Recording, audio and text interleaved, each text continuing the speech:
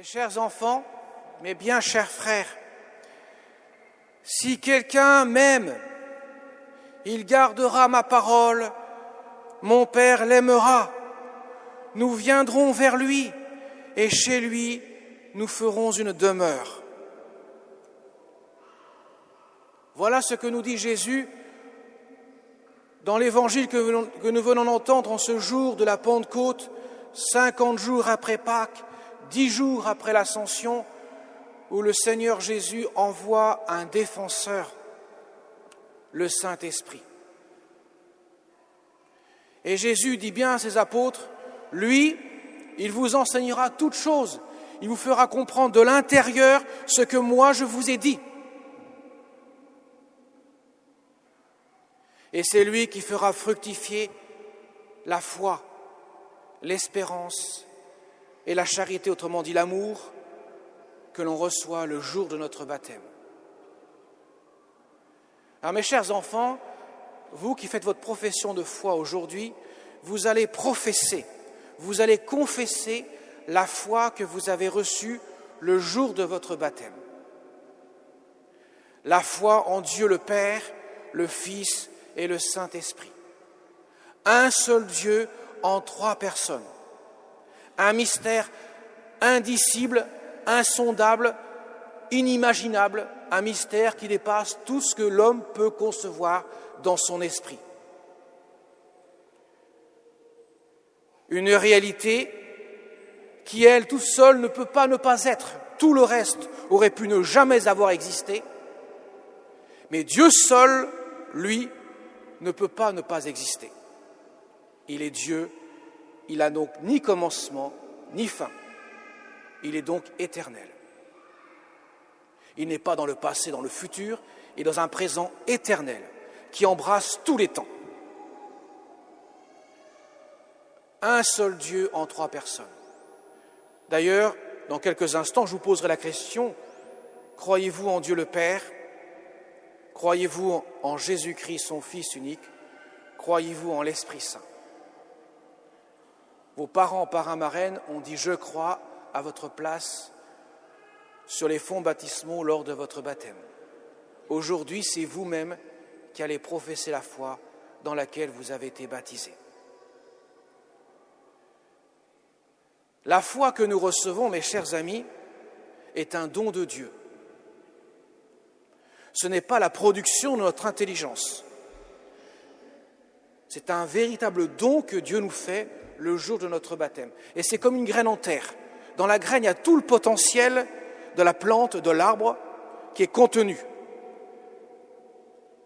Autrement dit, la graine est en puissance de devenir la plante, l'arbre qu'elle est. Eh bien, dans la foi que nous recevons le jour de notre baptême, tout est contenu, notre éternité.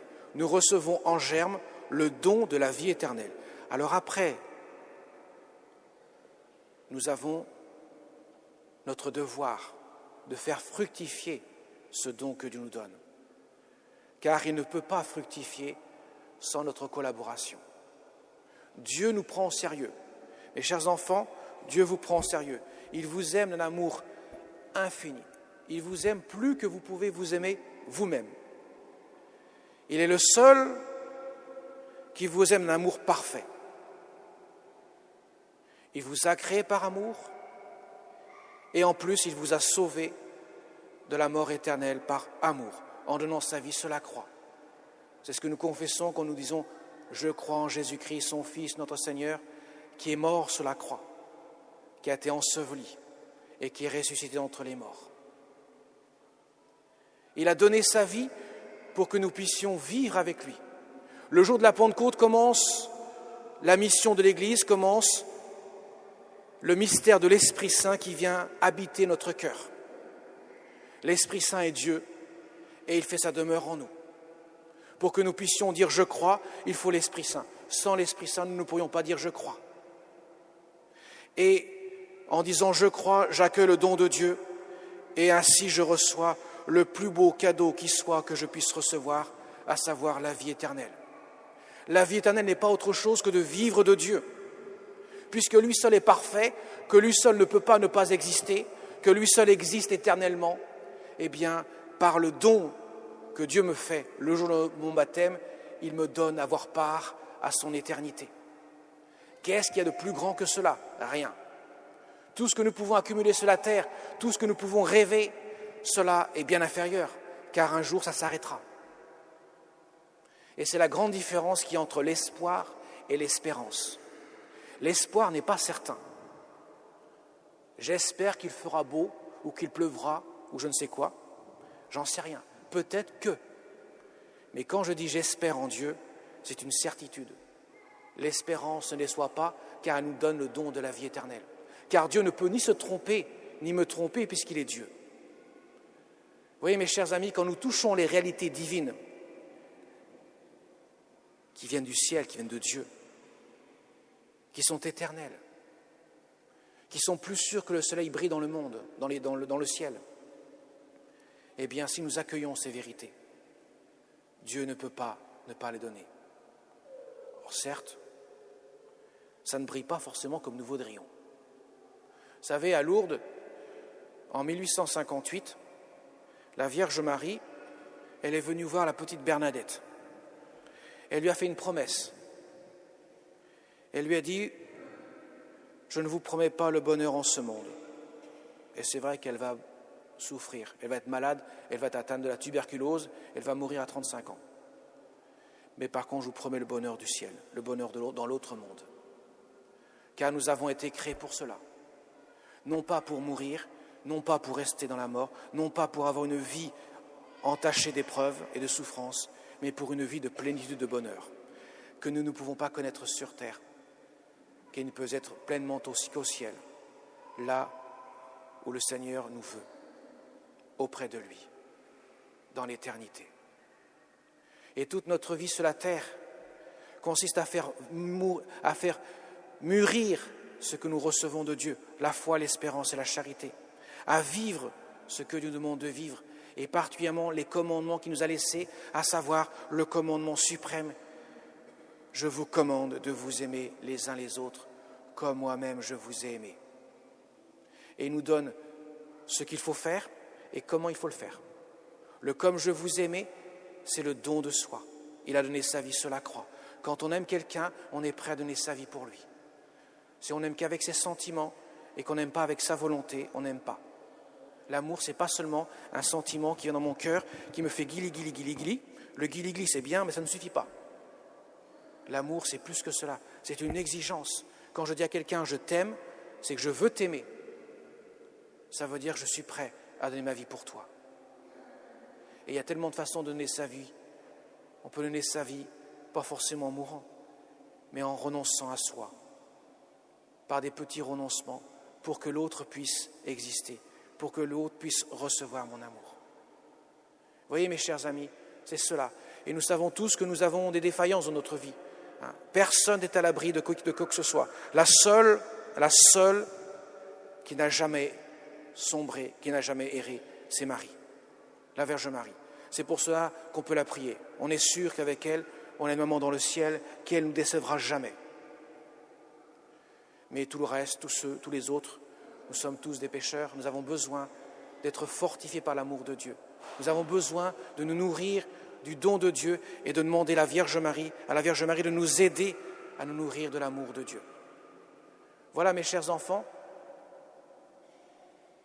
ce que nous allons célébrer aujourd'hui, en ce dimanche de Pentecôte, c'est le don de l'Esprit Saint que nous recevons dans notre cœur, qui va vous aider à professer votre foi, qui va vous aider à vivre jour après jour de ce don que Dieu vous donne.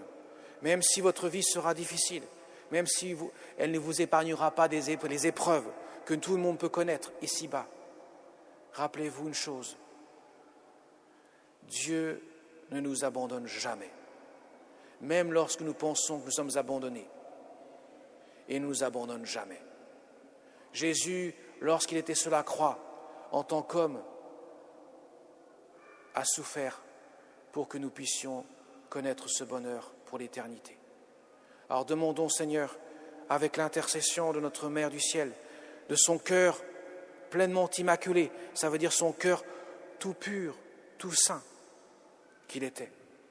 Demandons-lui son aide pour que nous puissions garder même si notre vie n'est pas toujours exemplaire, mais que nous puissions garder tout au long de notre vie et la petite flamme de la foi qui brille, comme la braise qui est toujours là, même quand le feu n'est plus là, afin que le jour où je remets du bois sur la braise, tout repart. Ne l'oubliez pas, mes chers enfants, vous avez été baptisés pour l'éternité. Vous avez reçu la foi, l'espérance comme don de Dieu pour l'éternité, même s'il est amenuisé, même si parfois elle paraît éteinte, laissez-la brûler, briller dans votre cœur. Ne doutez jamais de la présence de Dieu. Dieu saura venir à votre secours. Il saura vous donner la force de vous relever. Il saura vous accompagner pour que vous puissiez ainsi frapper à la porte et dire « Seigneur, souviens-toi de moi. Souviens-toi de moi, c'est moi qui suis frappe à ta porte. J'ai le désir d'entrer dans ta demeure.